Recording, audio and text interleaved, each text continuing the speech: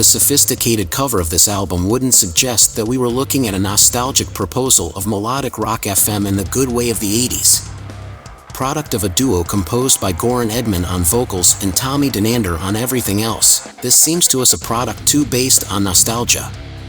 Although this kind of music usually always sounds good to our ears, especially when it's so well crafted, it's impossible not to think about how there's nothing exactly to get our blood boiling like we'd like.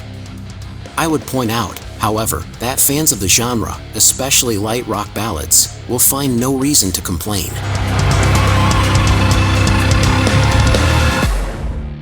As much as hard rock has descended into the underground, it's impossible not to notice the remarkable career that Sweden's House of Shakira have made in the more melodic side of it. To prove it, we have their 10th album. Perhaps that number explains the strange title. 11 songs and a class in making music that immediately enters without any hesitation. For those who do not dispense with melody in their rock, here is the album they expected from those who never disappoint. Return of Fifth Angel, one of the good surprises of the past decade of traditional sounds. After almost 30 years of absence and 2 great albums in the 80s, Fifth Angel returned in 2018 with a great work of heavy/power metal that not only kept the traditional feeling but presented a vitality that was not suspected possible. In the meantime, 5 years have passed, but that time has not been detrimental to our expectations for a new work. We still have the mix between hard and heavy and power metal in a very ambitious work. Perhaps the only problem we encounter is its high ambition. This is because there are 69 minutes of music in 13 tracks, not counting the short intro, Descent into Darkness, which makes us think that probably 1 or 2 less songs would make this album even more impactful. However, on the other hand, we don't exactly have any bad songs, although the lineup has placed the bigger songs at the end, which might make a certain fatigue appear at this point. Even without being perfect, more excellent music, and there is no way not to be satisfied with that.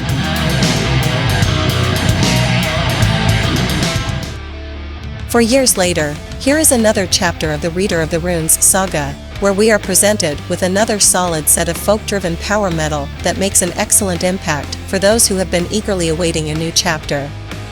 An art in weaving great songs that combine melodic aspects and weight in a convincing and completely natural way. Which means this could be another gateway to new fans who have been surrendered to this winning blend in songs like To the North, whose extremely melodic chorus contrasts with the heaviness of the bridge. One of the great releases of 2023 in the folk metal department. You might not think so at first listen, but you'll definitely be won over eventually.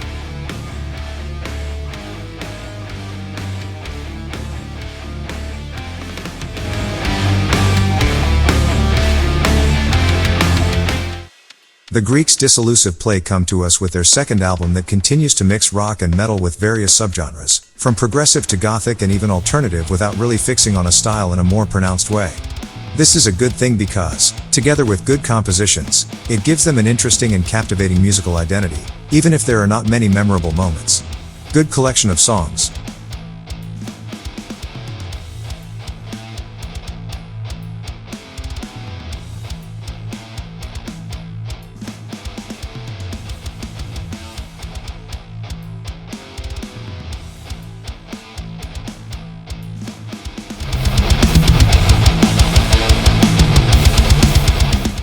Just the fact that they've been back on records since 1998 is something that caught our attention. Even more so when that 98 album is nothing more than a compilation of rarities and demo tracks. Now that music has completely changed from the ravages of the 90s, it's easier to realize the enormous talent that Heaven's Edge have when it comes to making quality hard rock. One of those albums that immediately sounds good to our ears, eager for good rock. Solid production, good songs where all the instruments sound good, and a charismatic voice, very supported by choirs, make this a solid album with a classic flavor. Long after the first one, and with many difficulties in between, but proving that good music and true passions never die.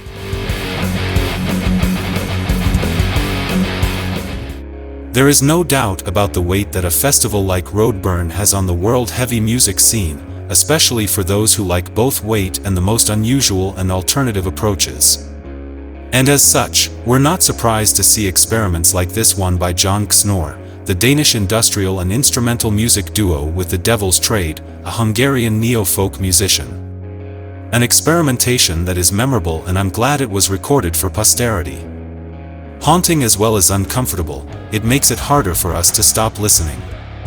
Desolation in musical form that could well be present in a David Lynch movie. Fantastic.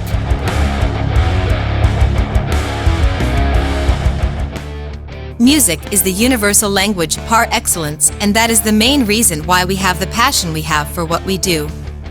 Because it allows us to have contact with albums like this and It'll All Be Good by the Screaming Bones project. A project that takes psychedelic rock, space rock, ambient and the concept of jam and pushes it to limits that we always wished someone would do. It is not, however, something that will please a large part of the public, we are fully aware of that. But we know that for those who like to travel, to lose themselves in music and even find themselves in meditative states, then this kind of album, with almost 90 minutes, is just what you were looking for.